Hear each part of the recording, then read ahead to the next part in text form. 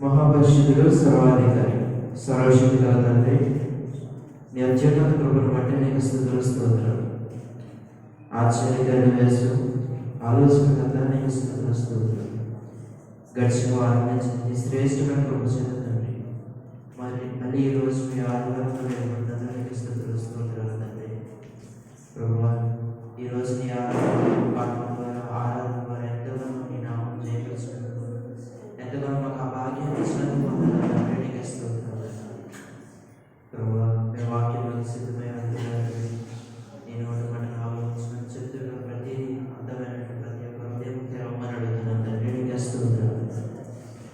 ప్రతి ఒక్కరు జ్ఞాపకం చేసుకోండి. మీ వాక్యం చేత ప్రభువా ఎటువంటి చీకటి లేకుండా, దురాత్మైనటువంటి లేకుండా, అడ్డంగా లేకుండా సహాయం చేయండి. మీలో ప్రతి ఒక్క హృదయం సహాయం చేయండి. యేసు పరిశుద్ధ నామమున అడిగి వేడుకుంటున్నామా పరమ తండ్రి, ఆమేన్.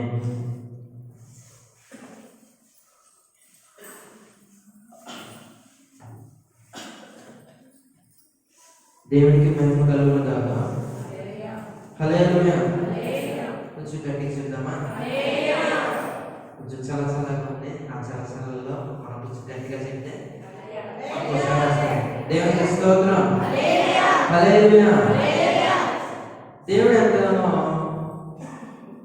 మనందరినీ కాపాడి ప్రతిరోజు నిమిషమున, గంటన, సెకండ్న, ప్రతిరోజు ఎటువంటి అడ్డంగా లేకుండా, సమస్య లేకుండా దేవుడు మనందరినీ నిలబెట్టినందుకు ఆయనకు స్తోత్రం చెప్తాము మరొకసారి.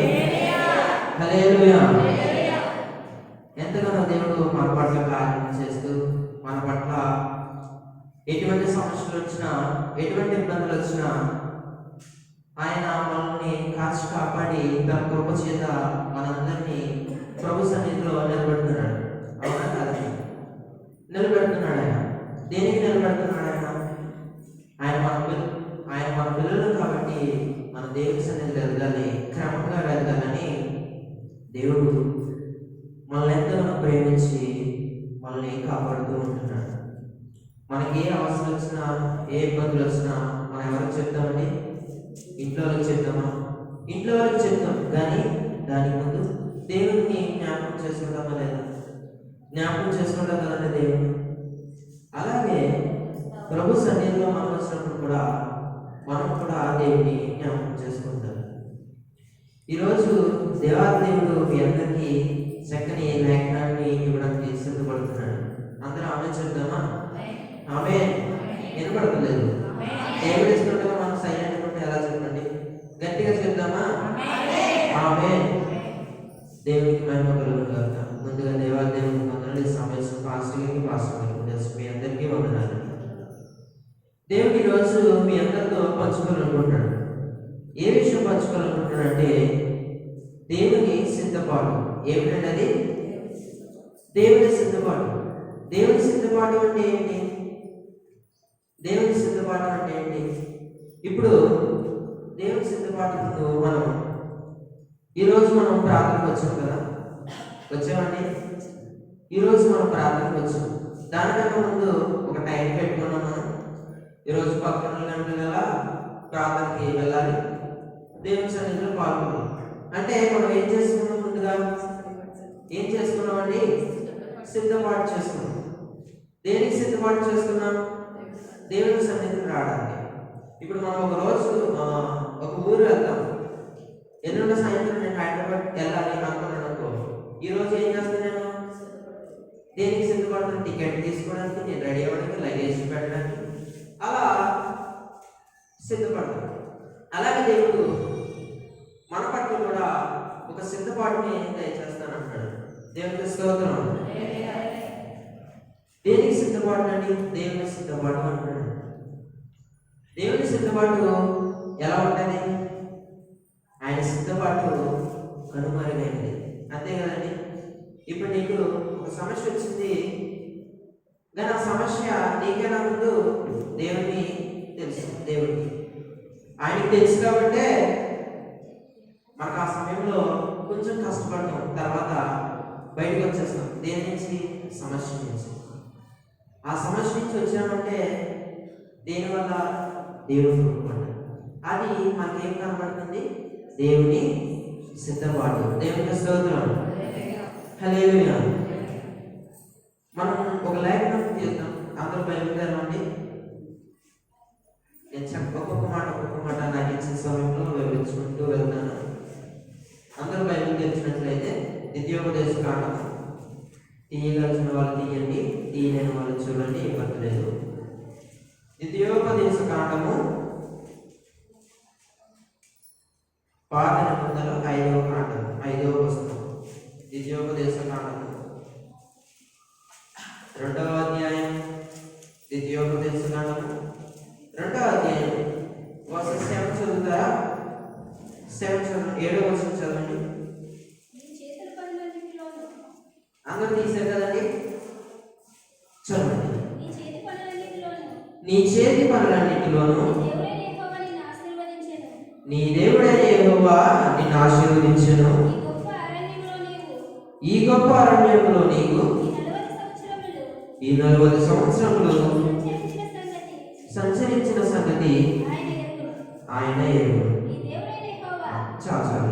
నీ దేవుడైన యెహోవా నీకు తోడై ఉన్నాడు, నీకేమీ తక్కువగా. నంబర్ చెప్పాలి, నీకేమీ. ఈ మాట చెప్పడానికి మనం సైలెంట్గా ఉన్నామంటే దేవుడు మనకి ఇచ్చినా సరే అవసరం లేదన్నట్టే కదండి. నీకేమీ తక్కువ కాదు. దేవునికి స్తోత్రం.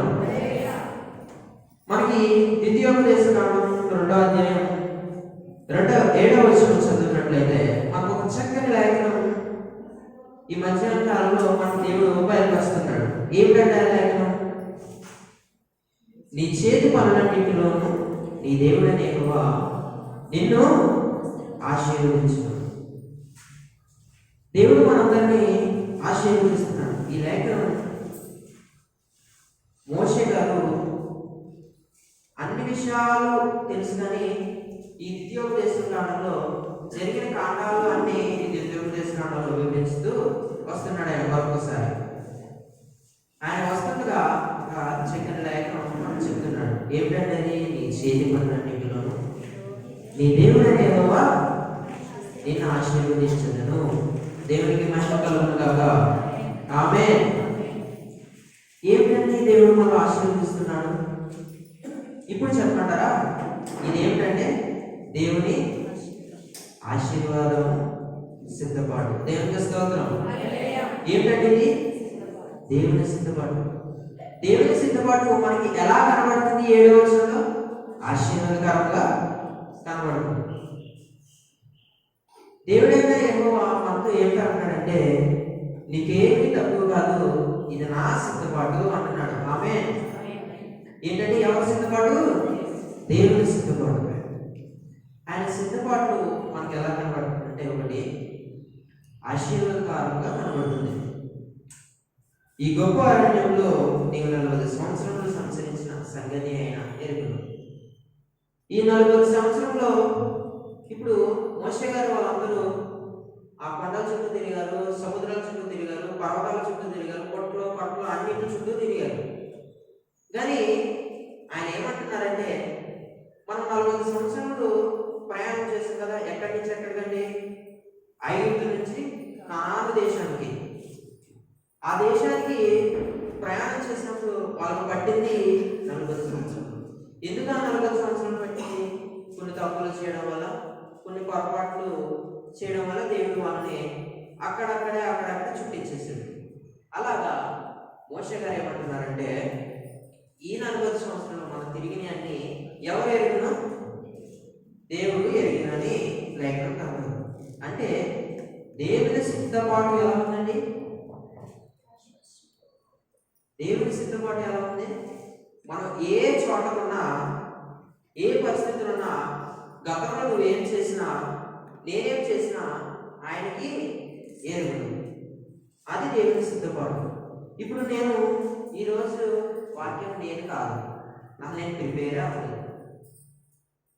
సడన్గా పాస్టర్ గారు అన్నారు నువ్వు రేపు వాక్యం చూసుకున్నాను. నేనేమన్నాను? ఉప్పు అనలేదు, అన్నాను. ఒక్క మాట అంటే అది ఏమైంది? సిద్ధపాటు. కొంచెం సౌండ్ ఇది ఏమైంది? సిద్ధపాటు. ఇప్పుడు నేను అనుకోకుండా చెప్తున్నాను ఈ మాటలు. నేను రాత్రి అంతా చూసుకొని మళ్ళీ పొద్దున్నే లేచి చూసుకొని ఇప్పుడు నేను మీ దగ్గర చెప్తున్నానంటే ఎవరు సిద్ధపాటు? దేవునికి సిద్ధపాటు. మనం మాట్లాడుకునే అంశం కూడా ఏంటది?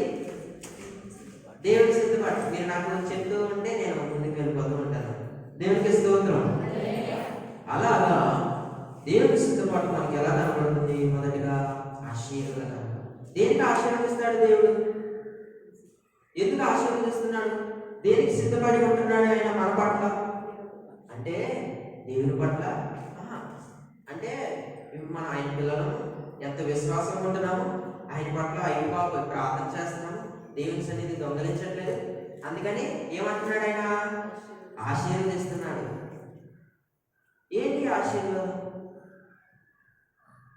నిజంగా మన పాత నిబంధనలో 5 కాండాల్లో చూస్తే దేవుడు అంటే ఇశ్రాయేలు ప్రజలకి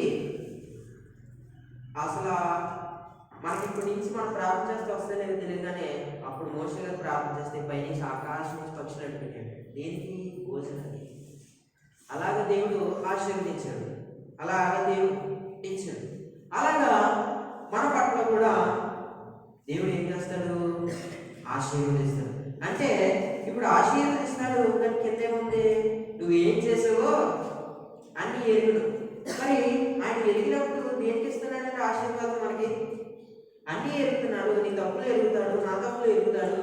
మనం ఏదైతే సమస్యల్లో ఉంటున్నామో ప్రతిదీ తెలిసిన దేవుడు. అందుకే అంటున్నాడు ఆశీర్వదిస్తాను అని అంటున్నాడు. వాళ్ళందరినీ ఆశీర్వదించి దేవుడు ఎంతగానో మహిమగా మనకి ఈరోజు కనబడుతున్నారు. ఈరోజు బైబిల్ గ్రంథంలో వాళ్ళు ఎన్నో తప్పులు చేశారు, దూడను తయారు చేశారు, అవి చేశారు, విగ్రహారాధన పనులు చేశారు. దేవునికి కోపం వచ్చిన మళ్ళీ ఏమైంది? దేవుని సిద్ధపాటు మారిపోయింది. దేవునికి స్తోత్రం. హల్లెలూయా. మనం మరొక లేఖనంలో వెళ్దాం. కీర్తనలు 23వ కీర్తన.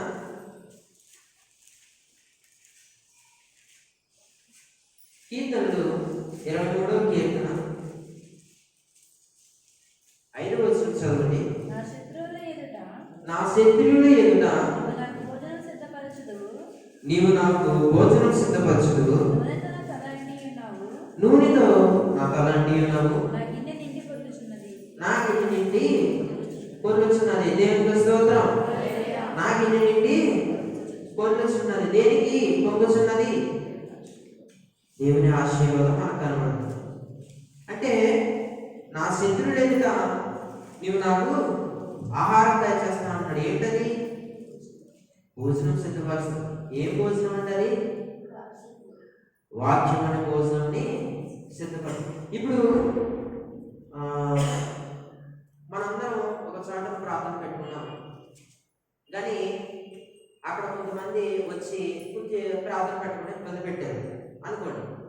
అంటే ఆ సమయంలో కూడా దేవుడు మళ్ళీ అటు చూసి ఇటు చూసి దేవుని వాక్యం అని ఏం చేశాడంటే వాళ్ళందరినీ సైలెంట్ చేసేసి మళ్ళీ ఏం చేశాడు? వాక్యాన్ని ప్రారంభించాడు. అంటే అది ఏమైంది? శత్రువుల ఎదుట భోజనం సిద్ధపరిచాడు. ఆ భోజనం ఏ భోజనం? వాక్యం అనే భోజనాన్ని సిద్ధపరిచాడు. అది ఏమైంది? మళ్ళీ దేవుని సిద్ధపాటైంది. దేవునికి స్తోత్రం. హల్లెలూయా. మనకు కనబడుతుంది 23వ కీర్తన. నా శత్రువుల ఎదుట నీవు నాకు భోజనం సిద్ధపరచుదువు, నూనెతో నా తలంటి ఉన్నావు, నా గిన్నె నిండి పొర్లుచున్నది. మన గిన్నె పొర్లుచున్నది. ఇప్పుడు ఎన్ని గిన్నెలు పెట్టాలి మనం? ఎన్ని బౌల్స్ పెట్టాలి మనం? అంటే మనం ఎప్పుడైతే దేవుని హృదయాన్ని ఇచ్చేస్తామో అప్పుడు మన హృదయంలో, ఇప్పుడు కొండల దగ్గరికి వెళ్ళినప్పుడు వాటర్ ఫాల్స్ అంటారు. నేను ఎప్పుడు చూడలేదు, కానీ ఫోన్లో చూడటమే. 24 గంటలు అవి వస్తానే ఉంటాయి. ఏంటంటే ఈ వాటర్ వస్తానే ఉంటాయి. కింద నుంచి కిందకి వెళ్ళిపోతే మళ్ళీ అలా వెళ్ళి పైకి వచ్చేస్తాయి.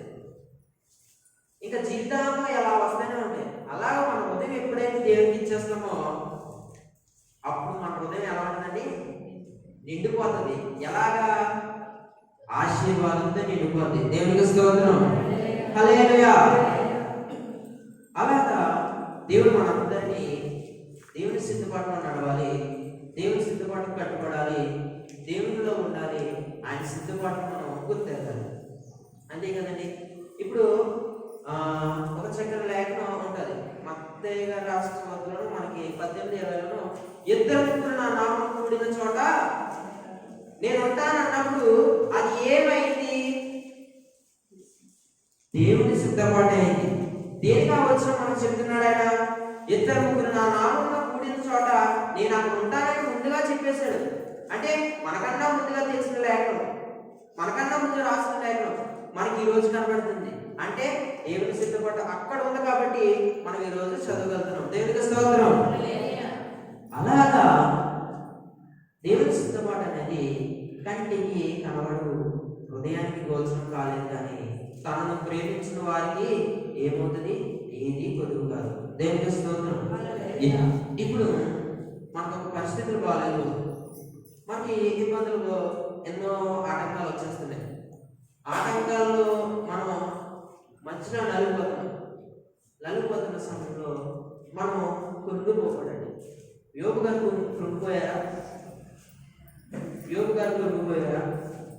ఇప్పుడు మనకి ఒంట్లో బాగాలేదు, మనకు కొంచెం ఫీవర్గా ఉంది, లేదంటే దగ్గు జరుగుతుంది, గట్టిగా 4 దగ్గులు తగ్గేటప్పటికి దగ్గరకు వేసుకుంటాం, లేదంటే డాక్టర్ దగ్గరికి వెళ్ళి ఒక ఇంజక్షన్ చేయించుకుంటాం. కానీ యోబు గారు ఏం చేశారు? ఎన్ని సమస్యలు వచ్చినాయండి? కళ్ళు ఎదురుగా పిల్లలు చనిపోవడం, తెలుస్తుండగానే తన సంపద అంతా పోవడం, తనకున్న కుష్ఠరోగం రావడం. కానీ వీటన్నిటిని ఆయన ఏం చేశాడు? జయించి ముందుకు వచ్చాడు. అలాగా మన పరిస్థితిలో కూడా మనం కృంగిపోకూడదు. ఎందుకంటే మనం ఒకటి జ్ఞాపకం చేసుకోవాలి, మన హృదయం, మన బ్రైన్లో ఒకటి జ్ఞాపకం చేసుకోవాలి. ఏమిటంటే మన పట్ల దేవుని సిద్ధపాటు చేసి ఉన్నాడు. దేవునికి స్తోత్రం. హల్లెలూయా. ఏంటి గుర్తు చేసుకోవాలండి? మన పట్ల ఒక ప్రణాళిక సిద్ధపరిచి ఉన్నాడు. ఆ సిద్ధపాటు మనం ఎప్పుడైతే వదిలేస్తామో, దాన్ని ఎప్పుడైతే మర్చిపోతామో, దేవుడు అప్పుడు రాడు. మన జీవితంలో కార్యాలు చేశారు, మన సంఘంలో కూడా అంతే. ఎప్పుడైతే మన సిద్ధపాటుకి మనం వెనకబడి ఉంటామో, దేవుడు చేసేదానికి మనం ముందుండకుండా వెనకుంటామో, దేవుని సిద్ధపాటుకి వెనక్కి వెళ్ళిపోయినప్పుడు, దేవుడు మన హృదయంలోకి రానప్పుడు, దేవుడు మన పరిస్థితుల్లోకి రానినప్పుడు ఇప్పుడు ఏమవుతుంది? మనకి ఏమీ జరగదు. అప్పుడేమంటాం? దేవుడు ఏంటంటే నా పట్ల ఏమీ చేయట్లేదు, దేవుడు ఏంటంటే నా పట్ల ఏమీ జరిగించట్లేదు. ఆ అపనమ్మకం ఉండకూడదు, అంతే కదా? అపనమ్మకం ఎప్పుడైతే ఉందో అప్పుడు దేవుని సిద్ధపాటు అనేది ముందుకు రాదు. ఇప్పుడు శత్రువుల యొక్క భోజనం సిద్ధపరచునని లేక మనకి కీర్తనకారుడు రాసి ఉంచుకుంటాడు. మరి ఈ భోజనం మీకు కావాలి, నాకు కావాలి, అంతే కదండి? ఈ భోజనం కావాలా లేదా? చికెన్ దమ్ బిర్యానీలా? కాదు. వాక్యమైన భోజనాన్ని మనందరికీ అందిస్తున్నాడు దేవుడు. ఈ బైబిల్ ఎప్పుడైతే మనం చదువుతామో, ఎప్పుడైతే మనం దాన్ని ధ్యానిస్తామో, అప్పుడు వాక్యం భోజనం ఏంటనేది మనకు అర్థమైపోతుంది. దేవునికి స్తోత్రం. హల్లెలూయా. 31వ కీర్తన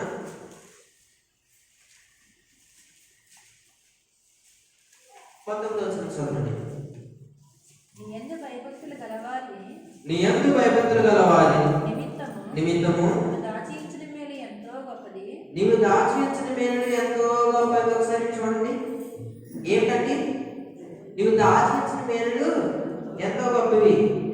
ఇప్పుడు దాచియించిన మేలు ఎంతో గొప్పవి. ఆ మేలు ఒకటి బయటికి తెద్దాం మనం. దాచేద్దాం. మరి ఆయన దాచాడా లేదా? మీరు చెప్పాలి. ఎస్ఆర్లో దాచాడు. ఆ దాచినప్పుడు మనం ఆయన ఎదగాలి కదా. అవి కంటికి కనబడతాయా? కనబడు. కానీ ఆయన ఏమంటున్నాడు? దాచించిన మేలు ఎంతో గొప్పవి అంటున్నాడు. ఇప్పుడు దాచించిన మేలు అంటే, ఇప్పుడు సర్ప్రైజ్ మనకు గిఫ్ట్ ఒకటి ఇస్తారు, అది మనకు తెలుసండి. అది దాచేసి ఏం చేస్తారు? తర్వాత ఒక్కసారి ఏమన్నా ఓ మై గాడ్ అంటారు. ఏమంటాం?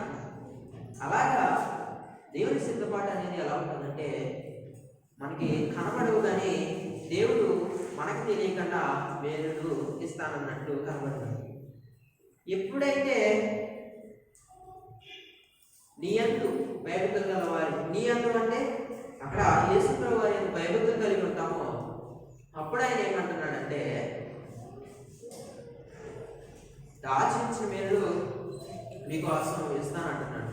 దేనికి ఇస్తానంటున్నాడు ఆయన అంటే, మనం విశ్వాసం ఉంచాం కాబట్టే దేవుడు మనకి ఇస్తానంటున్నాడు. విశ్వాసం ఉంచాడు కాబట్టే మీకోసం నేను దాచాను, ఎదుగుతారా అని అంటున్నాడు ఆయన. అంతే కదండి, లేఖనం మనకు కనబడుతుంది. తర్వాత చూడండి, నరుని ఎదుట నిన్ను ఆశ్రయించే వారి నిమిత్తము సిద్ధపరిచిన మేలు ఎంతో గొప్పది. నీవు సిద్ధపరిచిన మేలు ఎంతో గొప్పది. నరుని ఎదుట నిన్ను ఆశ్రయించే వారి నిమిత్తము దాచబడిన మేలు ఎంతో గొప్పది. ఏమిటి దాచబడిన మేలు? దేవుడు మనకి కంటికి కనబడకుండా మన భుజం మీద ఏం పెట్టాడంటే ఒక 1000 కోట్లు పెట్టాడు. అది ఒకటి ఏం పెట్టాడండి? ఒక 1000 కోట్లు పెట్టాడు. అవి కనబడుతున్నాయా? ఇప్పుడు మోడీ గారి దగ్గరికి వెళ్ళి ఆయన డబ్బు చూశాడు అంటే ఆయన దగ్గర ఉంది. ఇప్పుడు మన దగ్గర 1000 కోట్లు మనం భుజం మీద చూడగలమా?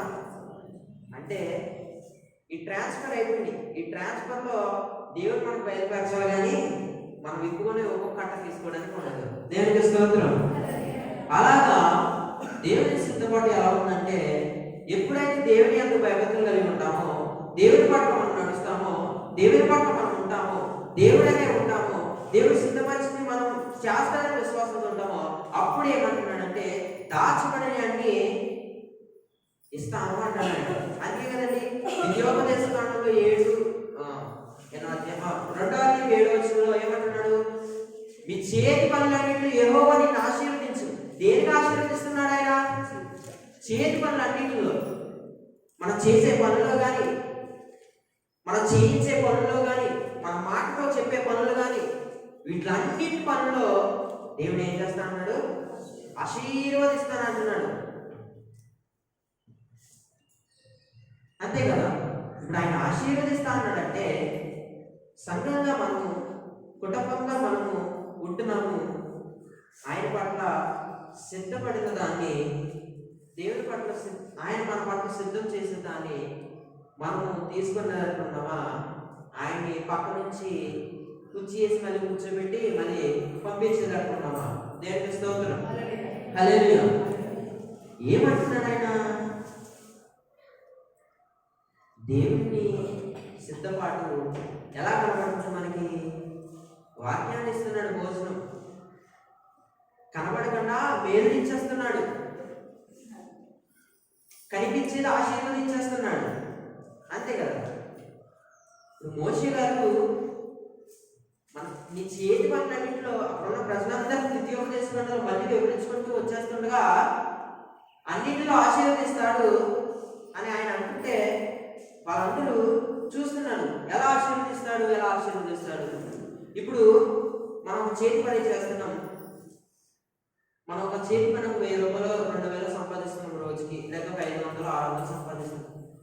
దాన్ని మనము జాగ్రత్తగా పెట్టి దేవుడిచ్చిన దాన్ని వృధాగా చేయక, కష్టపడిన దాన్ని ఉంచుకొని ప్రథమ ఫలం దేవుడికి ఇస్తూ, అలా మన ఇంట్లో ఎప్పుడైతే ఉంటామో ఆ చేతి పనిని మనం ఎప్పుడైతే నమ్మకంగా చేస్తామో, దేవుడు ఏం చేస్తాడో 600కి ఎంత పెంచుతాడు? 1 రూపాయి పెంచుతాడు. ఆయన దృష్టిలో 1 రూపాయి అయితే మన దృష్టిలో 100 రూపాయలు. దేవునికి స్తోత్రం. హల్లెలూయా. అలాగా దేవుడు ఆశీర్వదిస్తాడు మనల్ని. దేవునికి స్తోత్రం. ఇప్పుడు దేవుని సిద్ధపాటు ఇంకో రకంగా కనబడుతుంది. ఏంటంటే, యోనా గారు ఉన్నారు. యోనా గారు అందరికీ తెలుసా? పిల్లలు యోనా గారు ఎవరైనా? మా సతీష్ అంటాడు చేప కదా, ఫిష్ స్టోరీ. అంటే యోనా గారు కనాన్ దేశానికి వెళ్తాడు. అంటే నినివే పట్టణానికి. తర్షీషు పారిపోతాడు, మళ్ళీ నినివేకి వస్తాడు చేప ద్వారా. ఈ వచ్చినప్పుడు 40 రోజులు చెప్తాడు. 40 రోజుల తర్వాత మీకు ఉగ్రత వస్తుందని చెప్తాడు. ఈ ఉగ్రత వచ్చిన తర్వాత యోనా గారు చోటకి వెళ్ళిపోతాడు. ఏ చోటకి? కొండ దగ్గరికి వెళ్ళిపోయేటప్పుడు అక్కడ కూర్చుంటాడు. దేనికి కూర్చుంటాడు? దేవుడు 40 రోజులు అయింది. ఈ 40 రోజుల తర్వాత పైనుంచి ఆకాశం పడిపోద్దా? బొబ్బులు పడిపోతాయా? అగ్ని పడిపోద్దా? వర్షం పడిపోతారా? లేదా చచ్చిపోతారా అని ఎదురు చూస్తున్నాడు. ఎవరు? ఎవరు చూస్తున్నారు? యోనా గారు. ఆయన చూస్తున్నప్పుడు దేవుడు మరి యోనా గారు అంటే చాలా ఇష్టం. మరి ఆయనకి మన ఎంతైతే ఇష్టమో యోనా గారు నా కుమారుడని ఏం చేశాడంటే ఒక సొర చెట్టును తయారు చేసి నీడ కింద ఏర్పాటు చేశాడు. అంటే ఇప్పుడు దేవుడికి ముందుగా తెలుసు. ఏంటని ముందుగా తెలుసు? అక్కడ కూర్చుంటాడు, నాకు ఎదురు చూస్తాడు. ఆ ఎదురు చూసిన దాన్ని ఎదురు చూస్తాడు. ఏంటంటే ఏం చేస్తాడు దేవుడు, ఏం చేస్తాడు ఎదురు చూస్తాడు. అలాగే కూర్చుంటాడు. మళ్ళీ నా కుమారుని అందులో అలసిపోతాడు. బాబు ఆయన ఏం చేశాడు? ఒక చెట్టు పొలను తయారు చేసేసి ఏం చేశాడు? నీడనిచ్చేసాడు. అంటే ఇది ఏమైంది? ఏం సిద్ధపాటు? దేవుని సిద్ధపాటు. దేవునికి స్తోత్రం. హల్లెలూయా. దేవుని సిద్ధపాటు. యోనా గారు అయ్యబాబు ఎండలో మాడిపోతారని ఆయన ఒక చెట్టుని తయారు చేసి, మీరు అలా చూడకండి, యోనా గారు జీవించేస్తారు. 4వ అధ్యాయం 6వ వచనం చదవండి. దేవుడని యెహోవా సొర చెట్టుకి ఏర్పరిచి అతని కలిగిన శ్రమను పోగొట్టుటకై అది పెరిగి యోనా తలకు పైగా వేరొచ్చును. దేవునికి స్తోత్రం. హల్లెలూయా. ఇప్పుడు ఏమంటున్నాడు యేసు ప్రభు గారు యోనా గారితో, మనకు ఏమంటున్నాడు? నేను యోనాకి ఏమి ఇచ్చాను? ఒక చెట్టును తయారు చేశాను. అది తలంత ఎత్తైంది. కూర్చున్న ఆ సైజు బట్టి ఒక చోట ఏర్పడింది. నేను అతనికి నీడనిచ్చాను. అంటే దేవుడు యోనా గారి పట్ల ఏం కలిగి ఉన్నాడు? సిద్ధపాటు కలిగి ఉన్నాడు. దేవునికి స్తోత్రం. హల్లెలూయా. యోనా గారి పట్ల ఏమై ఉన్నాడు? సిద్ధపాటు ఉన్నాడు. అంటే యోనా గారు పక్క కూర్చుంటారు. యోనా ఎండలో అలసిపోతారు. ఆయన అలసిపోయాడంటే అయ్యో బాబు నా కుమారుడు మళ్ళీ నా కోసం సువార్త ప్రకటించడానికి ఏం చేశాడు? ఒక చెట్టుని తయారు చేశాడు. దేనికి తయారు చేశాడు? సిద్ధపాటు. ఇప్పుడు యోనా గారికి చేశాడు, నా పట్ల చేయరా అంటే దేవుడు మన పట్ల కూడా చేస్తాడు. ఇప్పుడు యోనా గారి జీవితం ఎలా అంటే చెప్పింది వింటాడు, తర్వాత చేయకుండా ఉండి మళ్ళీ అనిపించుకొని చేస్తాడు. ఏంటంటే అది చెప్పింది వింటాడు ఫస్ట్, తర్వాత భయపడతాడు. చెప్పింది చేయకుండా పారిపోతాడు, చెప్పింది చేయకుండా వెళ్ళిపోతాడు. అనిపించుకొని వచ్చి మళ్ళీ చేస్తాడు. అంటే ఏంటి మీకు అర్థమైంది? దేవుడు చెప్పాడు నినివే పట్టణానికి వెళ్ళు, కానీ ఏమైంది? భయం వేసింది. ఎందుకంటే అక్కడ ఉన్న వాళ్ళు చంపేస్తారు. నార్మల్ నినివే పట్టణం అనేది ఒక చిన్న ప్లేస్ అనుకున్నారా? అదొక క్యాపిటల్ అండి, పెద్ద ఊరు అంట. మనకి చిన్న ఒక 4 అధ్యాయాలతోనే ఉంటుంది. అది 4 చాప్టర్స్. కానీ అది ఏమైంది? పెద్ద పట్టణం అది. అది రాజధానిగా నిలబడుతుందండి. ఆ నినివే పట్టణం చంపేస్తారు, భయపడిపోతారు. ఇప్పుడు భయపడని చంపేస్తారు. చచ్చిపోయిన తర్వాత నా కొడుకులు నా కూతుర్ని ఎవరు చూసుకుంటారు అని ఆలోచించాను. అని ఆలోచించి ఏమైపోయాడు? వెంటనే పారిపోయాడు. ఎక్కడికి? పిల్లలు చెప్పాలి. ఎక్కడికి పారిపోయాడు? ఎక్కడికి? ఉప్పేగు వాడపడేపడికి పారిపోయి అక్కడి నుంచి తర్షీషుకి ఎక్కేస్తాడు. అలాగా దేవుడి సిద్ధపాటు ఎలా ఉందంటే యోనా గారి పట్ల దేవుడు తనని ఎంతగానో హెచ్చించి ఒక చోటని నేడించి తర్వాత మళ్ళీ దేవుడు తనతో మాట్లాడతాడు, యోనాతో మాట్లాడతాడు. అదంతా జరుగుతుంది. అంటే దేవుడు మన పట్ల ఇప్పుడు బైబిల్లో అనేక మంది భక్తులు ఉన్నారు. బైబిల్తో కలిసి దేవుని మార్గంలో నడుస్తున్నారు. వాళ్ళందరూ దేవుని పట్ల ఉన్నారు కాబట్టి, దేవుని సిద్ధపాటుని ఎరిగి ఉన్నారు కాబట్టి, ఏ క్షణం వచ్చినా, ఏ పరిస్థితులు అడ్డంగా వచ్చినా, ఇబ్బందులు వచ్చినా ఆ సిద్ధపాటు కోసం ఎదురు చూస్తున్నారు కాబట్టి వాళ్ళందరూ ఏమయ్యారు? ఆశీర్వదించబడ్డారు. అంటే మనం కూడా ఎలా ఎదురు చూడాలంటే ఇప్పుడు దేవుని కోసం సిద్ధపాటు ఉండాలి. అంతే కదా. నేను 9th 10th ఏమనుకున్నానంటే, నేను మైక్ పట్టుకోవడమే భయం నాకు నార్మల్గా. ఇక నుంచొని గ్రూప్లో పాడాలంటే ఇంకా భయం. ఎందుకంటే నా వాయిస్ ఒకలా ఉంటుంది. ఇప్పుడు ఛాయ్ మారిందంటే అలా చూస్తారు అంటే భయం. కానీ నేను మైక్ పట్టుకోకూడదు అనుకున్నాను. నిజంగా చెప్తాను, నేను మైక్ పట్టుకోకూడదు అనుకున్నాను. బాబు నా వల్ల అవుతుంది, ఈ బైబిల్ తిప్పుడులో నాకు ఏమి నా వల్ల అవ్వదు నేను అనేసుకున్నాను. నేను సిమ్యాక్తో కూడా ఒకసారి ఇలా అనుకున్నాను, నా వల్ల ఏమని. కానీ దేవుని సిద్ధపాటు ఎలా ఉందండి? వాడుకుంటున్నాడు ఆయన. ఇప్పుడు పాస్టర్ గారికి 2023లో పెరాల్సి వచ్చినప్పుడు వెంటనే ఒక్కసారి జీవితం లైఫ్ ఏంటో అక్కడ నాకు అర్థమైపోయింది. ఇప్పుడు నా లైఫ్ ఎలా ఉంటుందో కూడా నాకు అర్థమైంది అప్పుడే. ఆ రోజు చూడడం, హాస్పిటల్ నుంచి రావడం, తర్వాత నాకు నా లైఫ్ ఏంటో అర్థమైపోయింది, నా జీవితంలో ఎలా ఉండాలో కూడా అర్థమైంది. అంటే నేను 9th 10th చాలా ఉండేవాడిని, ఫ్రెండ్స్తో ఆడుకునేవాడిని, బయటికి అక్కడ గ్రౌండ్స్ పంపించినట్టు ఆడుకునేవాడిని, చేసేవాడిని, వాళ్ళతో ఉండేవాడిని. కానీ వాటినన్నింటిని విడిచిపెట్టు. ఎందుకని?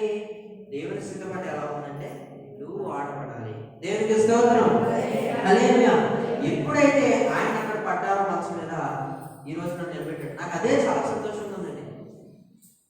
నాకు అదే చాలా సంతోషంగా ఉంది. నేను ఎవరికైనా సరే మా ఫ్రెండ్స్తో కూడా నేను ఇదే చెప్తాను. అంటే దేవుని సిద్ధపాటు ఎలా ఉంది? నేను అది పట్టుకోవడం, నేను పట్టుకోను అనేసుకున్నాను నా మనసులో, జీవితంలో పట్టుకోనండి. ఆ కీబోర్డ్ వాయించడం వరకే నేను అనుకున్నాను. కానీ దేవుడు ఏం చేస్తున్నాడు? తన సిద్ధపాటు ద్వారా ఈరోజు మీ అందరి ఎదురుగా వాడబడేలాగా చేస్తున్నాడు. దేవునికి స్తోత్రం. హల్లెలూయా. దేవుని సిద్ధపాటు ఎలా ఉంది? దేవుని సిద్ధపాటు ఎలా ఉంది? కంటికి కనబడతాయా? రోమీయులకు రాసిన పత్రికలో ఏమంటున్నాడు ఆయన? దేవుడు తనకు ప్రేమించే వారికి కంటికి కనబడు, హృదయానికి గోచరం కావు, మనుషులుగా ఎట్లా కనబడు. అందుకే ఏమంటున్నాడు? 31:19 నీ అందు భయభక్తులు వారికి దాచించిన మేలు ఎంతో గొప్ప అంటున్నాడు. ఇప్పుడు ఆ రోమీయులకు రాసిన పత్రికలో మనకి కనబడుతున్నాయా? గోచరం అవుతున్నాయా మనకి? అవి అవ్వట్లేదు. కాబట్టి ఈ 31 గ్రంథంలో మీకు కనబడవు, కానీ దేవుడు ఇస్తానంటున్నాడు. ఆమేన్. ఇస్తానంటున్నాడు. ఎలాగా? కనబడదు, ఎలాగా? చూడలేదు, ఎలాగా? కనిపెట్టలేదు. అలాగా దేవుడు మన పరిస్థితిలో ఒక సిద్ధపాటు ప్రణాళికను ఆయన ఏర్పరచుకొని ఉన్నప్పుడు సిద్ధపాటు ఎలా ఉంటుంది? ఇప్పుడు మన సిద్ధపాటు ఎలా ఉంటుంది చెప్పమంటారా? మీరు ఏమనుకున్నా పర్లేదు, దాన్ని ఇబ్బంది పడకండి. మన సిద్ధపాటు ఎలా ఉంటుందంటే 11 గంటలు చర్చ అయితే మన సిద్ధపాటు 11, 25, 35 సిద్ధపాటు. మన హృదయం మీద చేసుకొని చెప్తే లేదా 12 గంటలు మన సిద్ధపాటు. కానీ దేవుని సిద్ధపాటు ఇప్పుడు రోజు ముందే సిద్ధపాటు. దేవునికి స్తోత్రం. ఆ సిద్ధపాటు మనం మార్చుకున్నప్పుడు దేవుడు ఏమంటున్నాడు? ద్వితీయోపదేశకాండం 2:7 ఆశీర్వదిస్తా ఉంటున్నాడు. ఎలాగ ఆశీర్వదిస్తాడు? చేతి పనుల ద్వారా, ఇంకొకరి ద్వారా, ఇంకోటి అలాగా ఆశీర్వదిస్తూ ఆయన సిద్ధపాటు చేసుకుంటూ వచ్చేస్తాడు. మనకి ఎంతగానో కనబడుతుంది. ఇప్పుడు సొలొమోను గారికి ఇచ్చిన జ్ఞానం ఎటువంటిది? అది ఊహించలేనిది. అసలు ఎవరో సరిపో అటువంటి దేవుడు కుదురుగా వచ్చి, సొలొమోను నీకేం కావాలి అని అడుగుతాడు. సొలొమోను గారు అంటారు, అంటే దేవుడు ముందుగానే తెలుసు.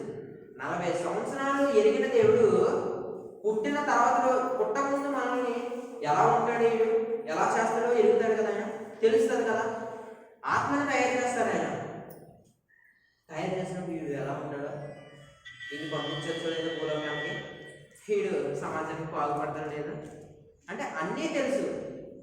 అలాగా సొలొమోను గారిని అడిగినప్పుడు దేవుడు అంటాడు, నార్మల్గా బంగారం కావాలా, ఈ రాజ్యం కావాలా, ఈ సంపాదన కావాలా అని అడుగుతాడు. కానీ దేవుడికి తెలుసు ఏది అడుగుతాడో అడిగాను. ఏమడిగాడు? తెలివిని, జ్ఞానాన్ని. అవన్నీ ఉంటే నా చేతికి ఎందుకు వస్తాయని ఆలోచనతో ఏమడిగాడు? జ్ఞానాన్ని అడిగాడు. దేవునికి స్తోత్రం. హల్లెలూయా. అది దేవుని సిద్ధపాటు. ఎలా ఉంటుందండి సిద్ధపాటు? దేవుని సిద్ధపాటు. మనకి బైబిల్ గ్రంథంలో అనేక వచనాలు ఉంటాయి. దేవుని సిద్ధపాటు ఉంటుంది, అనేక మాటలు ఉంటాయి. వాటిలన్నింటినీ మనం ఎదురు చూస్తూ, ప్రతి దాన్ని చూస్తూ, మనం దాన్ని ఒక అనీజీగా తీసేసుకుంటూ ఉంటే దేవుడు ఏం చేస్తాడంటే అనీజీకి ఎక్కువ ఈజీ చేసి మేము మొత్తానికి వదిలేస్తాడు. దేవునికి స్తోత్రం. ఆ ఈజీని ఎప్పుడైతే మనం దాన్ని పట్టుకుంటామో ఇప్పుడు గణేష్ అనే ఒక పనికి వెళ్తాడు, 2-3 రకాల పనులకి వెళ్తాడు. ఆ పనిలో చాలా కష్టం ఉంటుంది. కష్టమని ఇప్పుడు అన్నీ మానేసాడా? కష్టమని దాన్ని మానేసుకుంటూ వచ్చాడా? కొంతమంది ఐరన్ పని చేస్తారు, ఇంకొకరు ఇంకో పని చేస్తారు, కష్టమని మానేసారా? ఆ కష్టాన్ని ఏమనుకున్నారు? తేలిక అనుకున్నారు కాబట్టి కష్టపడుతున్నారు. అలాగా మన పరిస్థితుల్లో కూడా దేవుడు చేయట్లేదని, దేవుడు ఉండట్లేదని, మన పట్ల చేయట్లేదని మనం ఎప్పుడూ అలా ఉండకూడదండి. దేవునికి స్తోత్రం. దేవుని సిద్ధపాటు ఎలా ఉంటుంది? అనేక రకములుగా కనబడుతుంది.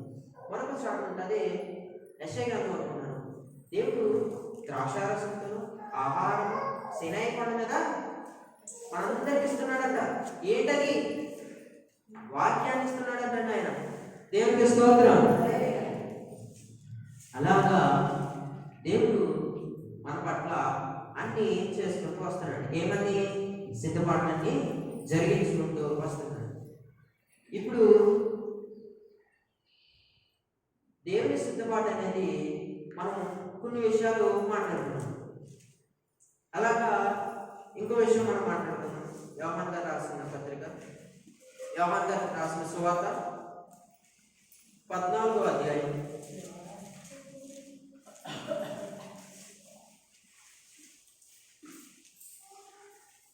2వ వచనం చదవండి. నా తండ్రి ఇంట అనేక నివాసములు కలవు, లేని ఎడల మీతో చెప్పుదును. మీకు స్థలము సిద్ధపరిచి వెలుచున్నాను. దేవుని స్తోత్రం. ఇప్పుడు దేవుని సిద్ధపాటు మరొక పరిస్థితిలో కనబడుతుంది మనకి. ఎలా కనబడుతుంది దేవుని సిద్ధపాటు? యేసు ప్రభు వారు అంటున్నారు అక్కడ ప్రజలతో, అక్కడ ఉన్న వాళ్ళతో, నా తండ్రి ఇంట అనేక నివాసములు కలవు, లేని ఎడల మీతో చెప్పుతున్నాను. తండ్రి ఇంట అంటే ఏంటి? తండ్రి ఇంట అంటే ఏంటి? ఇప్పుడు యేసు ప్రభు వారు కుమారుడు అయినప్పుడు తండ్రి ఎవరు? దేవుడు. ఆ దేవుడు ఇప్పుడు ఎక్కడ ఉంటున్నాడు? తేజమండలంలో ఉంటాడు, పర్వతంలో ఉంటాడు. అంటే ఇప్పుడు తండ్రి ఎంత కలవు అంటే పరలోకంలో అనేక నివాసములు కలవు అని అంటున్నాడు. ఈ పరలోకంలో ఎన్ని నివాసాలు ఉన్నాయి? కోట్లాది ఇల్లు. చాలా. నువ్వు ఎన్ని కాదు దాన్ని అద్దెకి ఇచ్చేసి డబ్బు. కానీ నా తండ్రి ఇంట నివాసములు కలవు, లేని అలా మీతో చెప్పేదను అన్నాడు. కానీ చెప్పాడా? చెప్పేదను అని అన్నాడు. చెప్పాడా ఆయన? లేవు, ఇంకా సరిపోతే మీరు ఎక్కడ ఉండుకోండి, మళ్ళీ నెక్స్ట్ టైం ఇంకో చోట కట్టినప్పుడు తీసుకెళ్తానన్నాడా? అక్కడ ఉన్నాయని చెప్తున్నాడా? లేదు. అంటే దేవుడి సిద్ధపాటు ఎలా ఉంది? అనేకమైనవి. అసలు ఎన్ని ఇల్లు కావుతండి? మన నివాస స్థలము భూలోకంలో ఒక ఇల్లు కట్టుకుంటాం, అద్దెలు కొంటాం, రెంట్లు కొంటాం, మరొక చోట ఉంటే ఒక షెడ్ వేసుకుని ఉంటాం, టవర్ కట్టుకుని ఉంటాం, బిల్డింగ్స్, ఫ్లాట్లో ఉంటాం. వీటన్నిటికన్నా దేవుడు ఏం చేస్తున్నాడంటే మన కోసం సిద్ధపాటు చేసి తయారు చేసేసి ఎలాగా పరలోకంలో నివాసములు మీకోసం ఏర్పరుస్తున్నాడు అంటాడు. దేవునికి స్తోత్రం. హల్లెలూయా. ఇప్పుడు మన సిద్ధపాటు ఎలా ఉండాలి? మన పరిస్థితులు ఎలా ఉండాలి? ఇక్కడేమో దేవుడు యేసు ప్రభు వారు చెప్తున్నాడు అప్పుడున్న ప్రజలు, లేని ఎడల చెప్పేదని అంటున్నాడు. కానీ మళ్ళీ ఎటువంటి రెస్పాన్స్ లేదు, లేవు అని, ఉన్నాయనే అంటున్నాడు. మనకి కీర్తన గ్రంథము 14:10 అనుకుంటాం, నీ ఆవరణంలో ఒక దినము గడుపుట కంటే 1000 దినముల కంటే శ్రేష్టం. అంటే దేవుని సిద్ధపాటు ఎలా ఉంది? ఆవరణలో గడపాలని, సన్నిధిలో గడపాలని. ఆయన సన్నిధిలో ఉంటే ఆయన ఎలా పోలిస్తున్నాడు? ఒక రోజు కన్నా 1000 రోజులు పోలిస్తున్నాడు ఒక రోజుని. దేవునికి స్తోత్రం. ఇప్పుడు ఏమంటున్నాడు? ఒక రోజుని 1000 రోజుల కింద పోల్చి నువ్వు ఆ 1000 రోజులు దేవుని సన్నిధిలో ఉన్నట్లు అని అంటున్నాడు. అది దేవుని సిద్ధపాటు. ఎలాగా? దేవుని సన్నిధిలో ఉండాలి, దేవుని సన్నిధిలో గడపాలని. అలాగా వారం మాయం, 3వ వారం వస్తే 4వ వారం ప్రజెంట్, 5వ వారం బలారాధన తీసుకొని మళ్ళీ 6వ ఆదివారం సెలవు కాలం. అంతే కదా. అంటే ఒక దినం నీ ఆవరణలో ఒక దినం గడుపుట కంటే 1000 దినముల కంటే శ్రేష్టము. ఆ శ్రేష్టంలో మనం ఎలా ఉండాలి, ఎలా తీసుకోవాలి? దేవుని సన్నిధిలో గడుపుతున్నామా లేదా చూస్తున్నామా మనం తీసుకోవాలి? మనకి ఎఫెసీయులకు రాసిన పత్రికలో ఒకటి కనపడదు, ఫిలిప్పీయులకు రాసిన పత్రికలో ఒక చక్కని లేఖనం ఉంది, దాన్ని చూపిస్తాను మీకు. 3వ అధ్యాయం ఫిలిప్పీయులు 3వ అధ్యాయం 13-14 వచనం చదివించు. సహోదరులారా ఇదివరకే పట్టుకుని ఉన్నానని. ఒక్క నిమిషం అండి, కింద నుంచి దాంట్లో త్రావలించండి. వెనుక ఉన్న మరిచి ముందున్న వాటి కొరకు వేగిరపడచ్చు. దేనికి స్తోత్రం. ఇప్పుడు దేవుని సిద్ధపాటు మరొకటిగా కనబడుతుంది. ఏంటది? వెనుకున్న వాటిని మర్చిపోవాలంట. వెనుకున్న గోధులు మర్చిపోయినప్పుడు ముందున్న గోధులు కనబడతాయి మనకి, అంతే కదా. వెనుకున్న గోధులు ఎప్పుడైతే మర్చిపోతామో, వెనుకున్న సమస్యలు ఎప్పుడైతే మర్చిపోతామో, ముందు సమస్యలు కనబడితే వాటినన్నింటినీ జయించుకుంటూ ముందుకు వెళ్ళిపోతాం. దేవునికి స్తోత్రం. అంటే ఎలా కనబడుతుంది? వెనుకున్న వాటిని మర్చిపోవాలి దేవుని సిద్ధపాటు. దేవుడు ఏమంటున్నాడంటే, వెనక తిరుగుతూ నువ్వు ముందుకు వెళ్తూ ఉంటూ నేను వెనక వస్తాను అంటున్నాడు. మనమేమో దేవుడు వస్తాడో లేదో మనం వెనక చూసుకుంటూ ఉండిపోతే అక్కడ ఏమైంది? పెద్ద గొయ్య అయిపోయింది. ఆ గొయ్య నుంచి మనం బయటికి రావాలంటే వెనకాటిని వదిలేసి ముందుకు చూసుకుంటూ వెళ్ళాలి. ఇప్పుడు డబ్బు లేదు, అన్ని పరిస్థితుల్లో ఉన్న పరిస్థితులు బాగాలేదు, వాటన్నిటిని చూసుకుంటూ కూర్చున్నాం అనుకోండి, ఏమవుతుందో తెలుసా? సన్నిధి మానేస్తారు, అన్నింటిని దూరం అయిపోతారు, దేవుడు ఎవరో మర్చిపోతారు. దేవుడు ఎప్పుడైతే ఏదైతే ఇస్తాడో వాటినన్నింటినీ వదిలేస్తారు. ఎలాగా? దేవుని సిద్ధపాటు అది కదండి. మన జీవితంలో దేవుని సిద్ధపాటు ఏదండి? అన్నింటిని వదిలేస్తాము, దేవుడి ఇచ్చింది మర్చిపోతాము, అది దేవుని సిద్ధపాటు. దేవుడు ఒక ఏసీ ఇచ్చి, ఒక ఇల్లు ఇచ్చి, ఒక వాషింగ్ మెషిన్ ఇచ్చి దేవుని సన్నిధిని వదిలేస్తాము, అంతే కదా.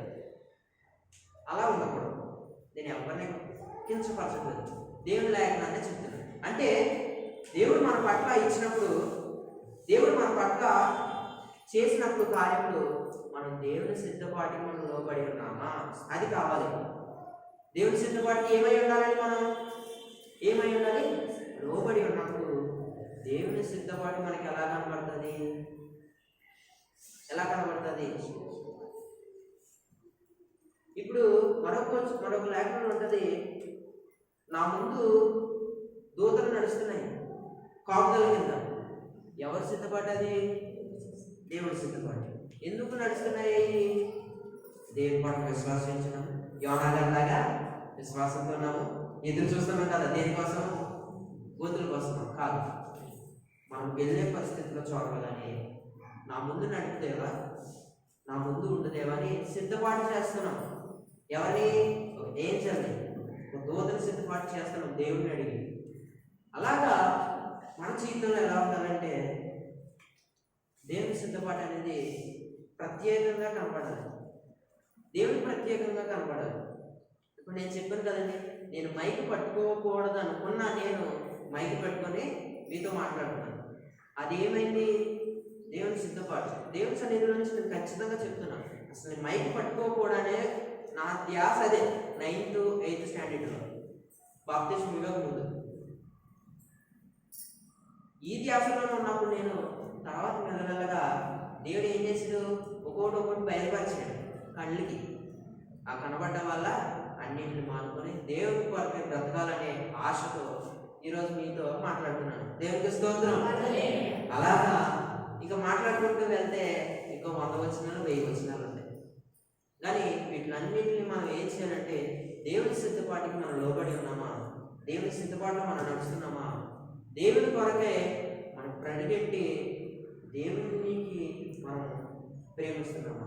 ఇప్పుడు దేవుడు అంటున్నాడు, ఏమంటున్నాడు? కంటికి కనబడవు కానీ హృదయానికి గోచరం కావు. కానీ ఏమైనా ఎలా ఉన్నాయి అది అంటే ఇప్పుడు మనం ఎలా ఉండాలి? దేవుని దగ్గరగా ఉన్నప్పుడు, దేవుని పట్ల విశ్వాసం ఉన్నప్పుడు దేవుని సిద్ధపాటు అనేది కనపడుతుంది. 128వ కీర్తనలో యెహోవా యందు భయభక్తులు కలిగి ఆయన త్రోవలో నడిచే వారందరూ ధన్యులు. ఇదేమైంది? మరొక సిద్ధపాటు. దేవునికి స్తోత్రం. ఇదేమైంది? సిద్ధపాటు. ఆయన త్రోవలో నడవాలనే ఒక సిద్ధపాటు, ఆయనలో ఉండాలనే సిద్ధపాటు. మనం ప్రయాణం వెళ్తున్నామంటే ఒక సిద్ధపాటు చేసుకుంటాం, ఇంకొక చోటికి వెళ్ళాలంటే ఒక సిద్ధపాటు చేసుకుంటాం, ఒక పనికి వెళ్ళాలంటే రేపొద్దున ఈ రోజు మనం సిద్ధపాటు చేసుకుంటాం అని అంటాడు. తెలిసిందే మరి పొద్దున పనికి వెళ్ళాలమ్మా, ఒక్కరు కూడా దొరకట్లేదమ్మా, వీళ్ళందరినీ మళ్ళీ గుంపులు గుడిగా చేయాలి అంటాడు. దేనికి? సిద్ధపాటు. రేపొద్దున పని ఉంది, ఆ పనికి తీసుకెళ్ళకపోతే అక్కడ పని అవ్వదు, ఇక్కడ మాట్లాడితే తర్వాత మొహం మార్చుకుంటాం. అటువంటి జరగకుండా మనం ఏమవుతాం? సిద్ధపడి ఉంటాం. ఏదైనా సరే ఇప్పుడు గవర్నమెంట్ ఎంప్లాయీగా మనం చేస్తున్నాము, గవర్నమెంట్ జాబ్లు మనం చేస్తున్నాము. ఇప్పుడు గవర్నమెంట్ జాబ్లు ఎలా అంటే ఎలా తెలుసా? మనం వెళ్ళామంటే ఒక ఎంప్లాయీ ఒక ఆఫీస్కి వెళ్ళామంటే ముందు మనం తంబేసాను కదా, అది ఏంటి? సిద్ధపాటు. ఆ తంబై అయిపోతే నీ నెల సాలరీ ఆడో నువ్వు చేసినా చేయలేదని లెక్క, అంతే కదా. ఆ ఏళ్ళు మాత్రం ఎప్పుడైతే పడలేదో, ఎప్పుడైతే నీ కూడా అక్కడ పట్టవో నువ్వు చేసినా చేయలేదనే. అంటే ఇప్పుడు దేవుని సిద్ధపాటు మనకి ఎలా కనబడుతుంది? వెనుకున్న వాటిని మరిచి ముందున్న వాటిని ఆశగా చూడాలి. ఎప్పుడైతే మన ఆశను చూస్తాడో, ఆ ఆశలో విశ్వాసాన్ని చూస్తాడో, ఆ ఆశలో దేవుడు మనం గుర్తెరుగుతున్నామో లేదో చూసినప్పుడు దేవుడు ఏమంటున్నాడు? మన పట్ల కార్యం చేస్తున్నాడు. ఇప్పుడు 31 ఏమంటున్నాడు? మరొకసారి చదివి వినిపించండి. చక్కని లేఖనం అది మనకి. 31 కీర్తన. నీ యందు భయభక్తులు గల వారిని నిమిత్తము నువ్వు దాచించిన మేలు ఎంతో గొప్పవి, నరుల ఎదుట నిన్ను ఆశ్రయించిన వారి నిమిత్తము నీవు సిద్ధపరిచిన మేలు ఎంతో గొప్పవి. దేవునికి స్తోత్రం. హల్లెలూయా. వినపడుతుంది. హల్లెలూయా. భోజనం చేశారా? కొంతమంది షుగర్లో చేసుకుంటా చేయండి, కానీ దేవుని సన్నిధికి వచ్చినప్పుడు ఆకలి మర్చిపోవాలి, మన ఇంట్లో పరిస్థితులు మర్చిపోవాలి, అంతే కదా. దేవుని సన్నిధికి వచ్చామంటే ప్రతిదీ మర్చిపోవాలి. అది ఏంటది? దేవుని సిద్ధపాటు. దేవునికి స్తోత్రం. అవన్నీ మర్చిపోవాలి. ఇప్పుడు మోషే గారు అంటున్నారు, 10 ఆజ్ఞలు ఇచ్చినప్పుడు వీటిలన్నింటినీ మీరు గుర్తు చేసుకోవాలి, వీటిని పాటించాలి. అది ఏంటి? దేవుడు ఏం చేశాడు? అందరికీ రాసించి పలకల మీద సిద్ధపరిచాడు. అలాగా మన జీవితంలో కూడా దేవుడి పట్ల సిద్ధపడి ఉన్నామా? దేవుడి కొరకే సిద్ధపడి ఉన్నామా? ఎప్పుడైతే దేవుడి సన్నిధికి మనం దొంగిలిస్తున్నామా? అలా కనబడుతున్నామా దేవుడికి? అలా కనబడినప్పుడల్లా దేవుడు ఏం చేస్తాడంటే ఇలా మనల్ని అనీజీగా తీసేస్తాడు, అంతే కదా. ఏయో ఇచ్చాడని దేవుడు మనం ఆయన సిద్ధంగా కాకుండా ఇంకో దానికోసం మనం పరిగెట్టుకుంటూ ఉంటే దేవుడు ఏం చేస్తాడంటే నీ సిద్ధపాటును కట్ చేసి ఆయన సిద్ధపాటు మరొక రూపంలో వచ్చేస్తాడు. అప్పుడు ఏం చేస్తాడు తెలుసా? దేవుడి సిద్ధపాటు మనం ఎప్పుడైతే ఇబ్బంది ఉంటామో, దేవుడి సిద్ధపాటు ఎప్పుడైతే ఉంటామో, దేవుడు అంటాడండి ఒక వచనంలో లేకుండా చాట పట్టుకుని వస్తాడంటండి. చాట పట్టుకుని వచ్చాడంటే మొత్తం ఎత్తుకుపోతాడు, మొత్తం అవన్నీ తీసుకెళ్ళిపోతాడు, మొత్తం చీపురు తుడిచేసి మొత్తం అన్నింటినీ చాట పట్టుకుని వచ్చి మళ్ళీ కూడా ఎత్తుకెళ్ళిపోతాడు ఆయన. ఇంకా మన హృదయంలో సాధారణ కూర్చోవలసిన లేదండి. ఆడే ఉన్నాడు ఇంకా అవసరం. దేవుడికి ఎప్పుడైతే వ్యతిరేకంగా ఉంటామో, దేవుడి సిద్ధపాటు మనం ఎప్పుడైతే ఉంటామో ఏమంటాడు ఆయన? చాట పట్టుకుని వచ్చేసి మీ అందరిని ఎత్తుకొని తీసుకెళ్ళిపోతాను అంటాడు. ఇంకా చాట అట్టుకొచ్చాడంటే మనం ఉంటామని చెప్పండి, అల్లబల్లం అయిపోతాం మన జీవితం. అలాగా మన జీవితంలో దేవుడి కొరకు సిద్ధపడి ఉన్నామా? దేవుడు మన కోసం సిద్ధపడిన దాన్ని మనం వెనక్కిస్తున్నామా ఆలోచించాలి. ఈ లేఖనాలను బట్టి దేవుడు మనందరికీ చక్కటి లేఖనాలు బయలుపరిచాడు. అవునండి కాదా? అంటే వీటిలన్నింటినీ మనం ఆలోచించినట్లయితే, వీటిలన్నింటినీ మనం చూసుకున్నట్లయితే దేవుని పట్ల మనం ఎలా ఉంటున్నాము, దేవుడు మన పట్ల చేసే దేవుని సిద్ధపాటుని మనం కాదనుకుంటే దేవుడే ఒక్కసారి చూస్తాడు. పేతురు గారితో ఆహారం ఆకాశం నుంచి తిను అంటే నవ్వొద్దు ప్రభు, నవ్వొద్దు వద్దు అంటే దేవుడు ఏం చేశాడు? వాటిలన్నింటినీ తీసుకెళ్ళి అలాగా మనం ఎప్పుడైతే అలా ఉంటామో దేవుని సిద్ధపాటికి మనం కట్టుబడి ఉంటామో అప్పుడు దేవుడు మన పట్ల దాచి ఉంచిన మేలును ఎలాగా చేతి పనులన్నింటిలో ఇంకొక దాంట్లో ఆశీర్వదిస్తుంది. లేఖలన్నింటిని బట్టి లేఖనలన్నింటిని బట్టి మనం ఆలోచించి పరిశీలించలేదు దేవుడు మరొక విధంగా మనందరికీ బయలుపరిచారు. ఈ చిన్న మాటలు దేవుడు దీవించుకుంటున్నాక ఆమేన్. గట్టిగా ఆమేన్.